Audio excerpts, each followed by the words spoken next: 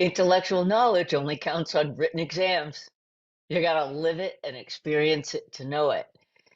And it's like in the when you start understanding the vibrational communications that our biological body picks up, and you we can look back at when we first began, and just even feeling was kind of new and unique and a little woo woo and scary and out there.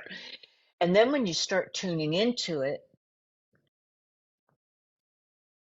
then you start to really feel it moving through your body. And then on the basic activation, then you really start to feel that sacred geometry configuration that by the observation of it, you're constructing or you're directing energy, spirit, divine light, how to move in your body. And that's what helps you upgrade the body, but also do the transformation work on your in your intellectual body and your emotional body.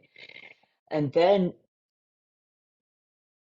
when you take a look at becoming aware of those vibrations and sounds, and then somewhere along the way, the words that you use and how they resonate in your body. And then those vibrations take on a different timbre. And then you start to grasp the idea that your divine soul aspect is communicating through you so that this biological body becomes another kind of receptor, telephone, you know, and you pick up what that vibrational communication is. And then even on the fourth step of the basic activation, when you're sending it, divine light's coming from infinity within, going through your divine soul knowing up through your divine heart, human heart. And then on that third breath, you're sending it to the far reaches of your known universe and beyond. And then it's coming back. You start to, with practice, really feel that it's moving up and then almost exploding out. And then you start to notice it'll explode out in different waves. And then you'll notice what those wave patterns are doing. And then once you start to discern what those wave patterns are doing, then you start to discern what kind of light you're giving somebody. So instead of just emanating light with the divine in me sees and greets the divine in you, which is powerful in and of itself,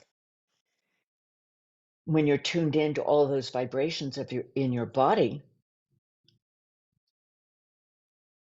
and you also along the way have learned to develop empathy. For some, even that is a huge step, and for others that are empaths by nature, they start to discern these emotional vibrations, which ones are mine, which ones belong to other people.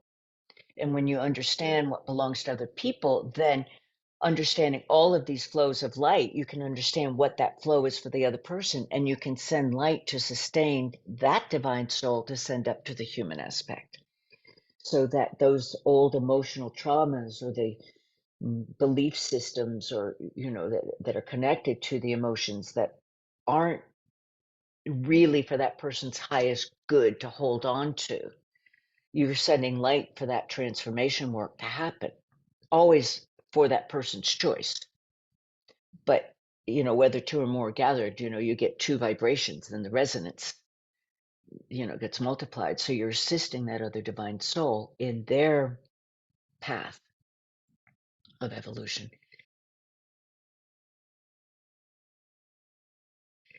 So then coming back to your own experience, and you start to discern all of those different levels, all of those different things, then what you could do is you could even take one vibrational wave of communication, because they all contain information, and you relax into it.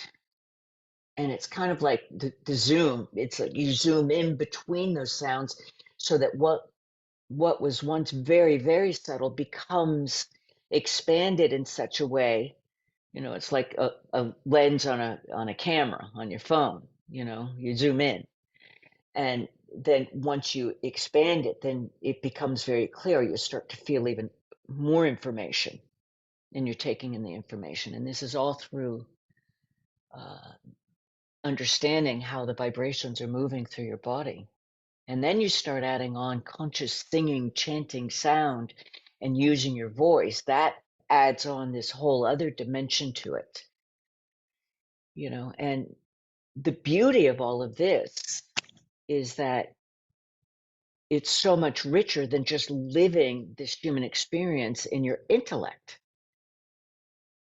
And this is the thing, is the brain is really important because the brain is a major processor, but it's connected also to the emotional body, the mental body, the actual doing body, and all of those other vibrations that are around it.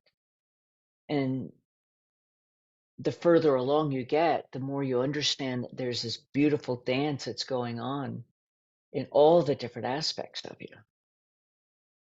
And it's an ongoing process because it's all about the zoom.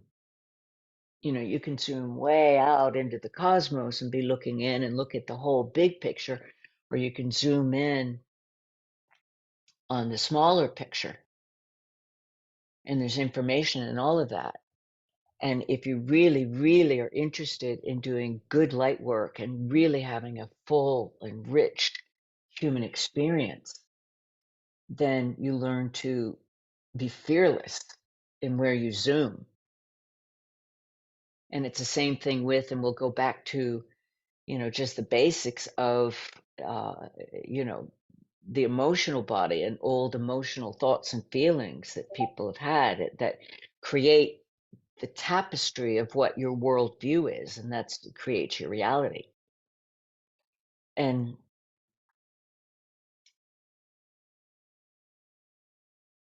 if you're willing to zoom into the core of any given response, then it can take you on the pathways back to the original, where you originally learned it in this lifetime. It can be connected to your DNA. It can be connected to the family patterns. It can be connected to so many things. And once you learn that kind of flexibility, then you don't get attached to any one road. And this is something that I've experienced myself in my journey. I see it within the spiritual community. I see it within the non-spiritual community, where people get so attached to their interpretation of something. And if you're willing to just suspend that for a moment and understand that that interpretation is an entire symphony, that one little interpretation is an entire symphony of different vibrations, that you can zoom in on any one aspect of it and let it be something that is very fluid and evolving at all given times. It just takes a little bit of courage, and the courage comes easy when you got a lot of practice behind you. And this is why it's just real important to start exactly where you are, not from where you like to think you are, but just work from where you are.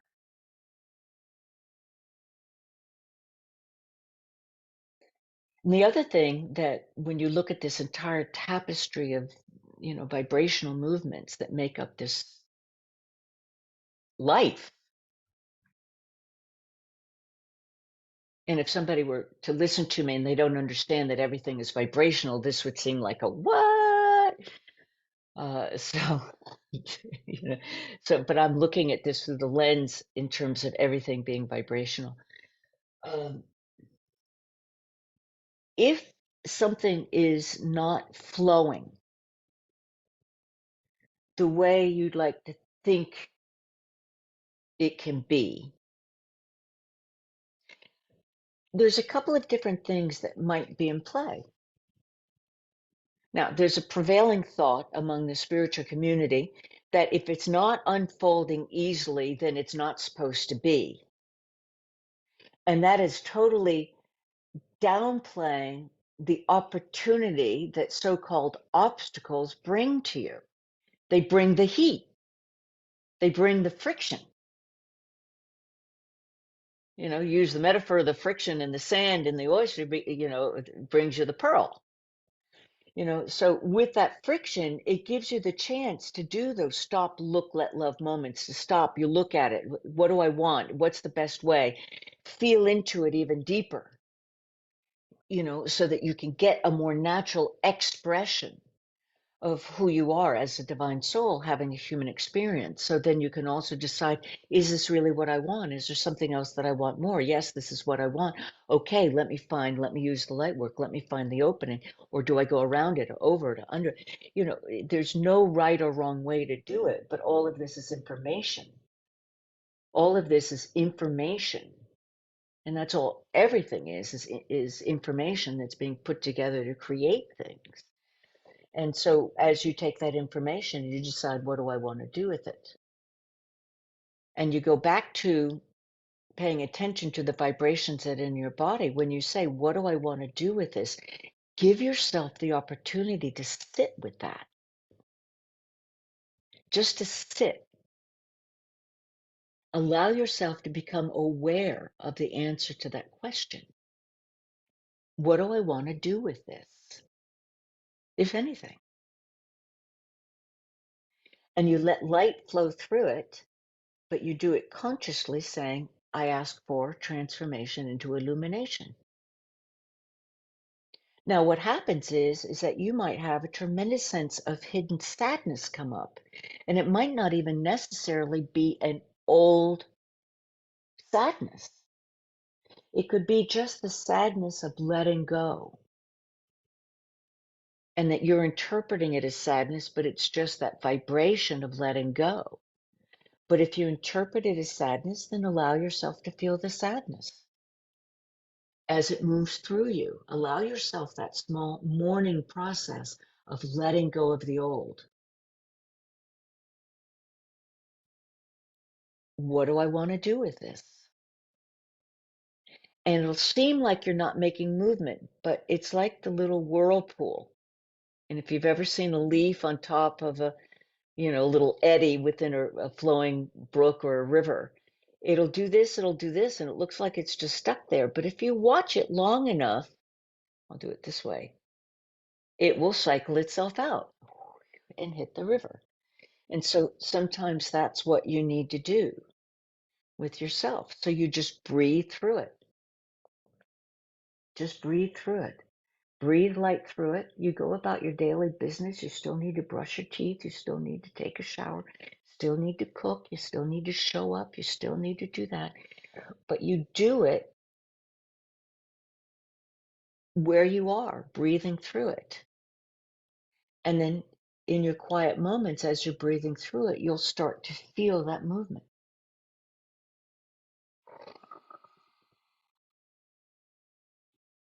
And then you're on the other side of it. You've got more space. And you can zoom in now on, what do I want to do with it? Sometimes you discover that I don't need to do anything with it. It took care of itself because you just gave it space. Other times it's like, okay, no, I got the vision now. This is how this can be reconfigured.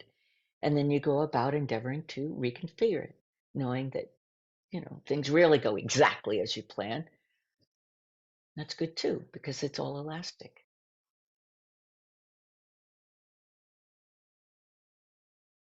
And it's all of this is information that you get by saying yes to being in your body. And by saying yes to understanding what this vibrational communication is as it moves through your body. So even if you're in the early stages that you're learning, you hold your hand out, and if you're telling the truth, it'll hold it. But if you're telling a falsehood, your body will do that. And that's kind of like the first baby stages of learning how your body is communicating to you. But for people that have only identified with, how does my body look, and is it primped and pretty, and that's my self-image and who I am, that's going to be really big. It'll be huge. In fact, I remember when I first learned that, and this was like way back in the early awakening stages, I was really excited about that. I wanted to share that with everybody. I thought that was so cool. And And I remember somebody like backing away and, and thinking that that was just really evil because it was outside of their paradigm.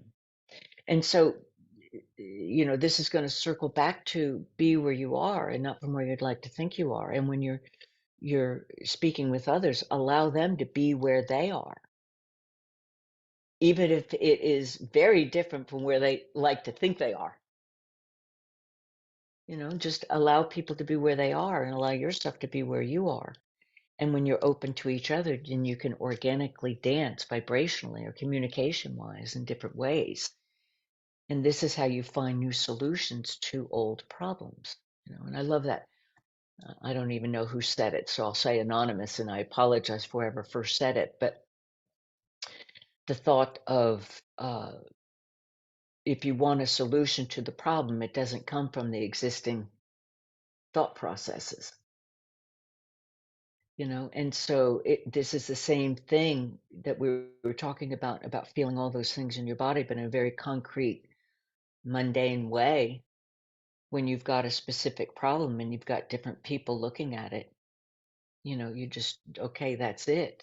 And you zoom out a little bit and just rest with it and ask, what do I do with this? What do we do with this?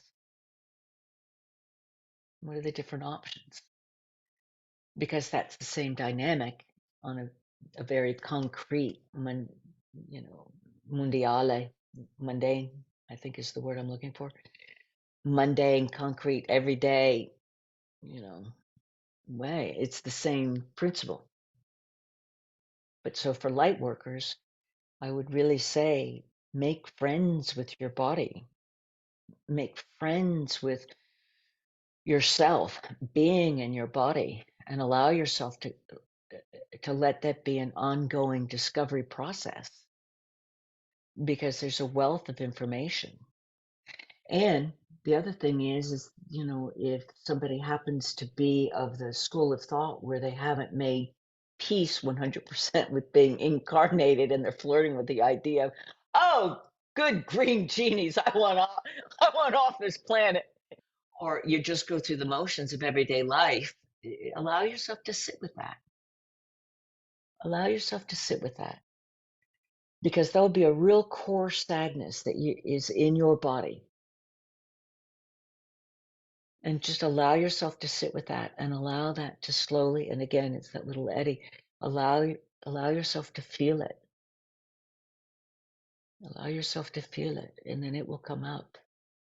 And if you got to rant and rage and cry and scream and shout and, whatever you got to do to assist that in moving through you, go ahead. And just know that that's part of learning to really respect and be in your body.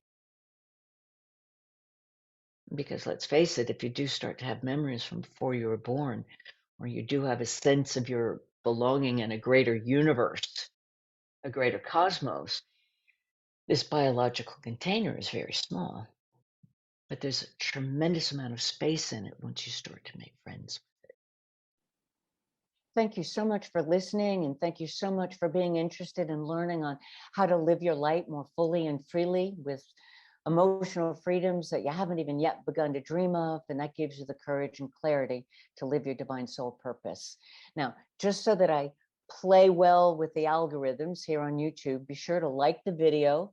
Please leave me a comment, because I do love more two-way conversations, and subscribe if you want to stay in touch with any of the new material that I'm putting out there.